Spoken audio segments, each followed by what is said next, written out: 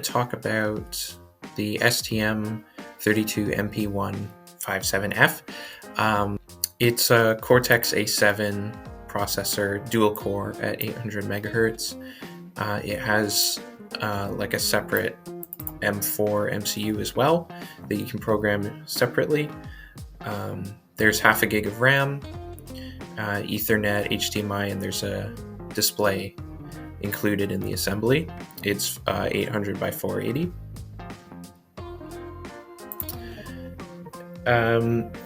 Since it's running Linux, it's able to just use LVGL's LV port Linux. Here I explain how you can get started with this board. It's quite well documented in ST's wiki for this board. It's really straightforward to just follow along in these instructions.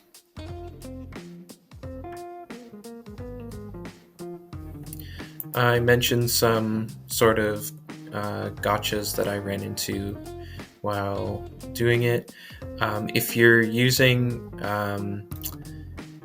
a VM or Docker container, I'd recommend using the actual host PC to do the device flashing, because you will have to use STM32 programmer to program the SD card over USB. And to get the USB access, I recommend using your host PC. I believe you can do it on Windows. And then there's a lot of dependencies to install, so I installed all the dependencies inside of a Docker container. So once you have finished installing the SDK and flashing the SD card image, you should have a workspace that looks something like, roughly like this. It lays out some of the directories that you might want to create, but once everything's installed, you can basically clone LV port Linux and then ensure that your SDK is activated by running the command that sets all of the environment variables to enable the SDK.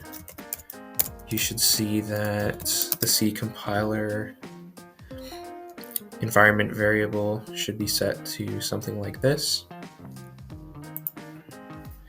There are a few different driver backends you can use. Here I mentioned Wayland by default because it has a Wayland desktop, so it's a good natural fit for this board. But there is also support for using SDL, and you can use DRM. The DRM driver in LVGL is really favoring OpenGL now, but you don't necessarily need to use OpenGL, and I mentioned that you can just use this DRM EGL config and disable OpenGLES and EGL. If you do that, make sure you disable the Wayland desktop. I'll just show building the project so you can see what it looks like.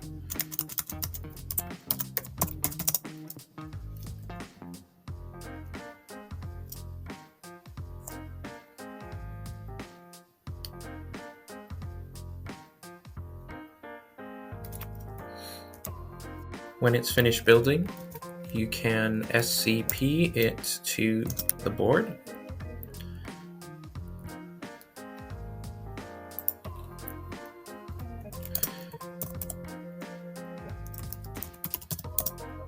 And that's all you need to do to run it.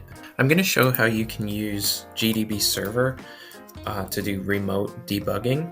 So I'm SSH'd into the board, and I'm listening for connections on any IP address on port 3000, and then I can do $GDB and this will expand to the toolchains GDB, and then I can do target remote, then the IP address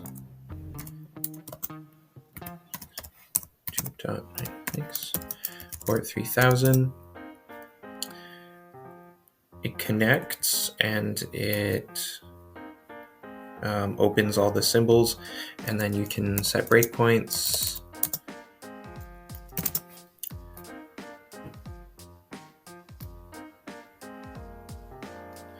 And here it is. It broke at the first statement in main.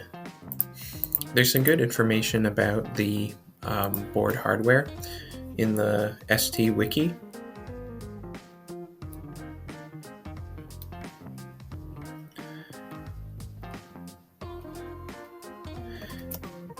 And if you find any issues, open a PR in the LV Port Linux repository. And if you find any issues in LVGL, open a PR or issue in LVGL. Thank you.